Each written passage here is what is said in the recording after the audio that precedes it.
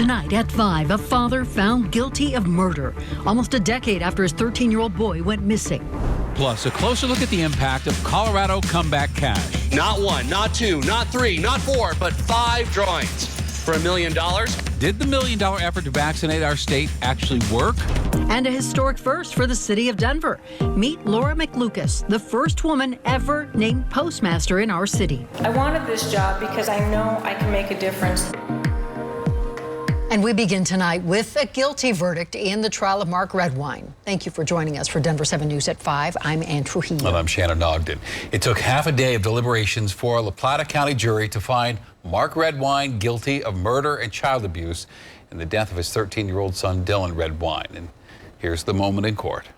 Jury verdict count number 1, murder in the second degree. We, the jury, find the defendant, Mark Redwine, guilty of count number 1. In closing arguments yesterday, prosecutors reminded us to focus on the victim, that 13-year-old boy, Dylan. He went missing 9 years ago while visiting his father's home near Durango on a court-ordered visit. The 13-year-old was also a baseball player, and witnesses remembered him as a feisty child. He was a young boy. He was happy. He was engaging. He lit up the room. We'll never know the impact that he would have had on this world today. His high school years, college, a future, a family of his own, all those things were robbed because of that guy. Mark Redwine will be sentenced in October, and he faces close to 100 years in prison. 3 people arrested at a downtown Denver hotel, the Maven Hotel, during All-Star Weekend were in federal court today. Prosecutors laid out details of what they say was a guns and drug deal. Gary Brode spent the day in court and joins us to break down what happened. Gary? And those 3 men were in front of a federal judge earlier today. And as the judge read them their rights, we found out all 3 of them could be facing 10 years in prison. A week to the day after their arrest at the Maven Hotel, Ricardo and Gabriel Rodriguez, along with Richard Platt, were in federal court. Platt and Gabriel Rodriguez wearing the same clothes from their mugshots. All 3 men facing a federal charge of possession of a firearm by a prohibited person. On top of that, Gabriel Rodriguez faces an additional federal charge of possession with intent to distribute methamphetamine. I was there to drop off a pound of dope, some heroin, and I'm sorry I had a gun on me. That's what dope dealers do. That was Gabriel Rodriguez speaking to Denver7 from the Denver jail on Monday before the U.S. attorney took over the case. Unsealed court documents obtained by Denver7 show Ricardo Rodriguez was arrested with 3 guns in his room. 8 guns were found in Platt's room. Platt also showed investigators pictures he says Ricardo Rodriguez sent of him of the guns. Ricardo is seen in one of those pictures holding one. I was there because I was going to go, on Monday, I was going to fly my children and I was going to go to the game. That was Ricardo Rodriguez on Monday, maintaining he had no intentions of what police suspected might have been preparations for a mass shooting.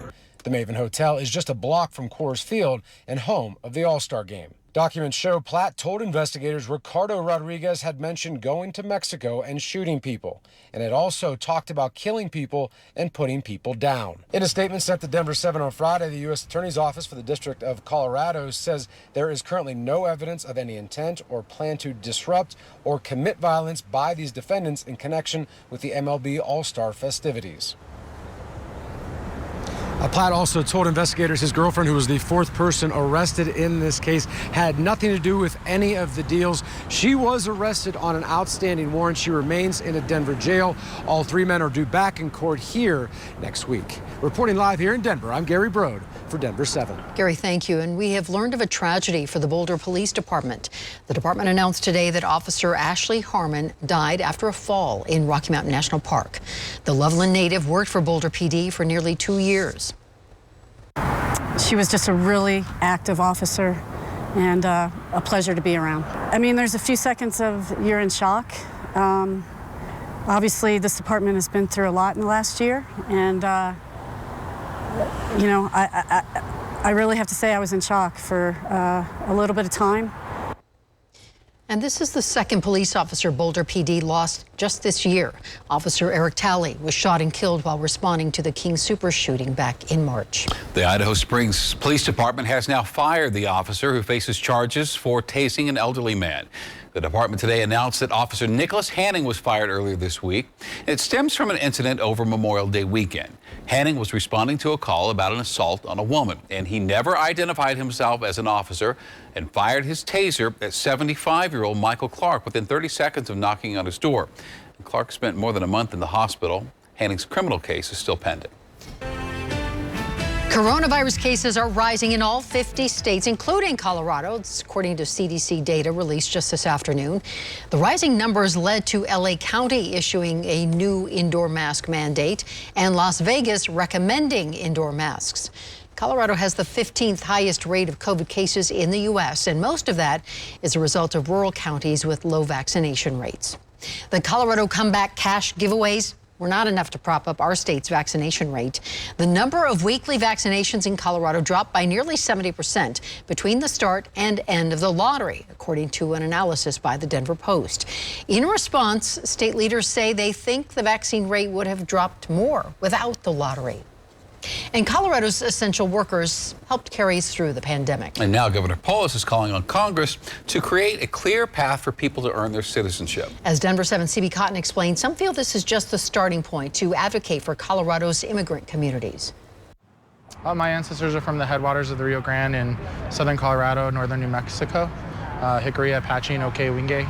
Ian Tafoya carries his indigenous ancestry, and with it, he sometimes carries the weight of teaching others. I do hear racist tropes, of course, right? Go back home. Well, the border crossed us. We didn't cross the border, right? So that conversation is a complex one for them. And for us, again, I go back to like immigration's natural. As co-chair of the Colorado Latino Forum, Tafoya advocates for the advancement of the Latinx community and immigrant rights. On Wednesday, Governor Jared Polis announcing his latest step in advocating for the immigrant community too. I am excited that the governor is joining with the chorus of people who are asking for immigration reform. Governor Polis sent a letter to U.S. congressional leadership this week, calling the nation's immigrant community vital to powering the economy through the pandemic, filling the essential workforce in a variety of sectors. Now, Governor Polis wants Congress to create, quote, an immigration system that is humane and orderly, rooted in justice and enforceability. A system that we can be proud of includes a pathway to earn citizenship. For us, immigration is natural.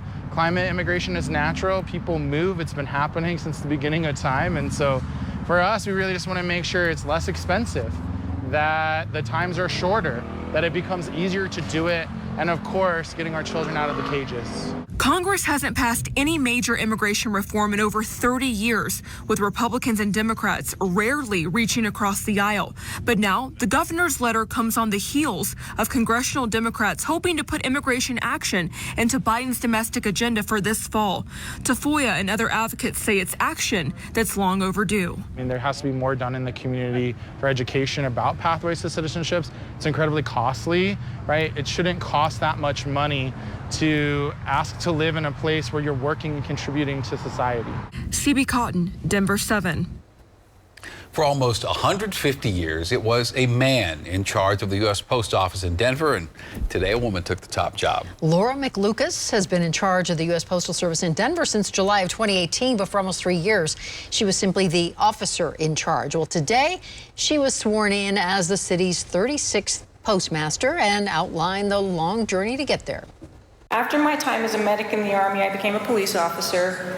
I was a single mother changing shifts every 2 months for $10.55 an hour.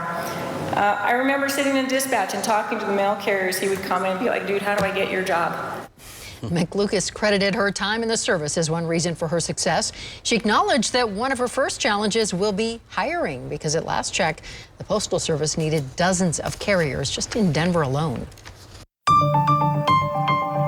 Conditions look great for hiking in the high country this weekend, but what about conditions here across the Front Range? I'll have your 7-day forecast coming up. Plus, Sequest in Littleton makes changes for animal safety after a wallaby dies in the aquarium's care. A U.S. Postal Service master key goes missing in a Denver neighborhood. Contact Denver7 goes to work for residents concerned about the mail they may not receive. Certainly, losing mail is nothing that I'm excited about, especially because I depend on it.